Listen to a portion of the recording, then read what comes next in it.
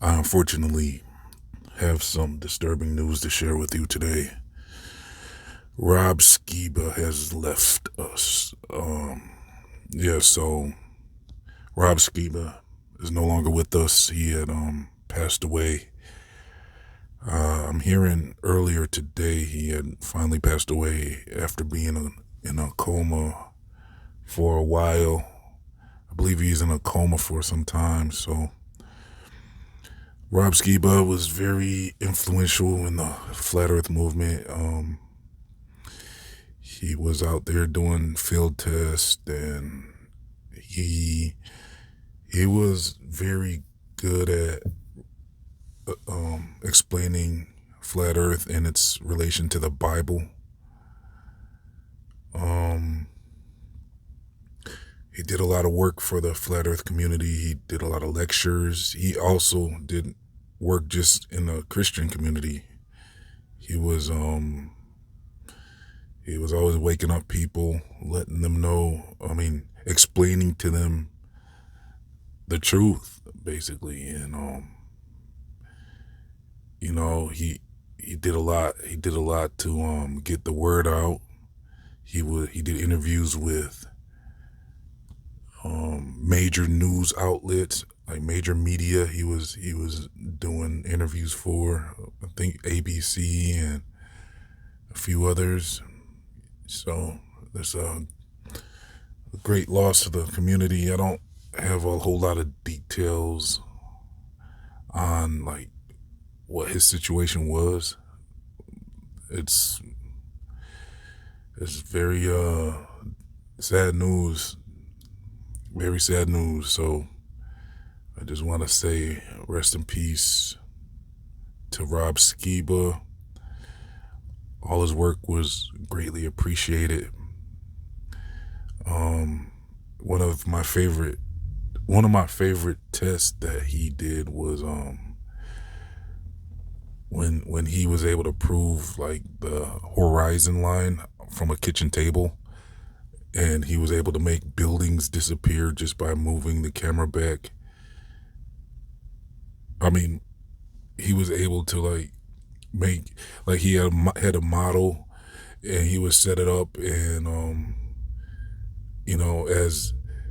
as he moved the camera closer to the box, he used like magnifying glass to represent the atmosphere, and it showed you how objects can disappear just on a short kitchen table. You just move so he moved the camera towards the object, and then the buildings would start reappearing. And you move the camera away from the object, the buildings would disappear. And he did the same thing with the sun too. And it was demonstrating how the atmosphere works with basically you know the atmosphere working as a lens with the moisture in the air. And even the scientists admitted that there's atmospheric lensing, and it can have this effect. So then, yeah, so really that was one of my favorite experiments that Rob Skiba did. Another notable one was when he did the Chicago skyline live in person. And then that really showed us like, okay, that really got us onto the whole atmospheric lensing thing. Because we saw how the buildings were appearing, what appeared to be over a horizon, but then when you do the math and everything, it wouldn't add up for that to have been the globe curve. So we found out that that was basically the atmosphere. And then if you go out on different days, you get different effects. So you go out on a clear day with little little moisture in the air. The less moisture in the air, the less of an effect it had. So some days you can see like the whole skyline from like 30 miles away or so, 30 to 50 miles away, across Lake Michigan. But yeah, Rob Skiba will be greatly missed. His website, I believe his official website was testingtheglobe.com.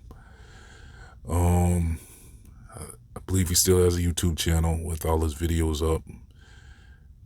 It'd be a good idea for someone to document all of his work, make sure it stays, maybe somebody can download all his videos, make sure they stay secure no matter what, because all that valuable work he did while he was here with us is very much appreciated.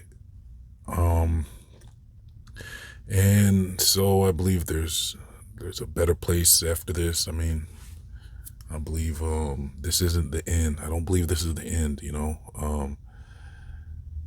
there's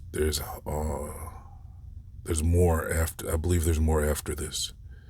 After our consciousness is done here, time no longer exists, and then so you're like fast forwarded to something else, especially if you accept the salvation of the Lord and Savior, or the Messiah and Savior, Yahushua HaMashiach.